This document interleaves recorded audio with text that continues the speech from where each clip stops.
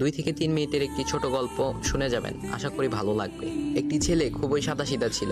সে একটি দোকানে চাকরি করত। ছেলেটির বেতন ছিল মাত্র 5,000 টাকা। ছেলেটির দোকানের সামনে দিয়ে প্রতিদিন একটি মেয়ে স্কুলে যেত।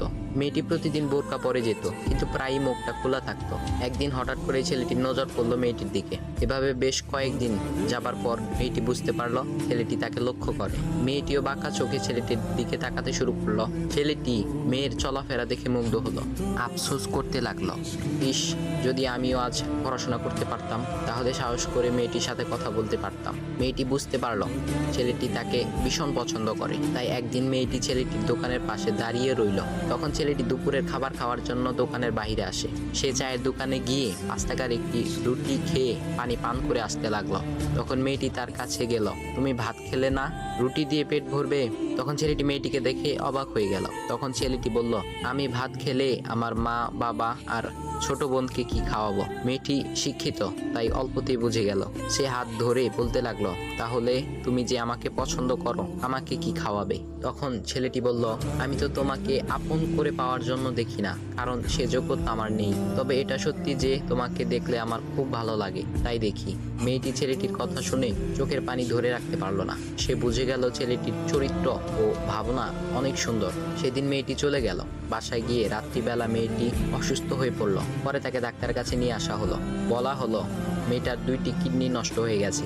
তখন মেয়ের বাবা ফোন করলো তার বন্ধুর ছেলেকে, যার সাথে বিয়ে দেওয়ার জন্য সে পাগল। কিন্তু মেয়েটি তার বাবার পছন্দের ছেলেকে বিয়ে করতে রাজি না, কারণ সে ছেলেটি টাকা থাকলেও কি হবে, তার চরিত্র খারাপ, সে লোভী। এদিকে মেয়েটির কোনো লোভ ছিল না। যাই হোক, হবু জামাই আসার পর তাকে সব খুলে বলল, তোমার থেকে একটি কিডনি খুলে আমার মেয়েকে দাও। তুমি তো বলছো আমার মেয়েকে তুমি অনেক ভালোবাসো, তাকে পেলে তুমি ভালো হয়ে যাবে, তাহলে আজ পরীক্ষা দাও। তখন ছেলেটি বলল, আমি আপনার রোগা মেয়েকে বিয়ে করতে পারবো না, আমার কি সুস্থ মেয়ের অভাব নাকি? এ বলে সে চলে গেল। বাবা তখন কেঁদে কেঁদে মেয়ের কাছে সব খুলে বলল। মেয়েটি বলল, বাবা তুমি কেঁদো না, একটা পথ এখনো আছে। আমাদের সামনে মোড়ে বড় একটা দোকান আছে না, তুমি সেখানে যাও। সেখানে যে তাইয়ুব নামের একটা ছেলে আছে, তাকে নিয়ে আসো, আমার কথা বলো। তখন মেয়েটির বাবা ছেলেটিকে নিয়ে আসলো।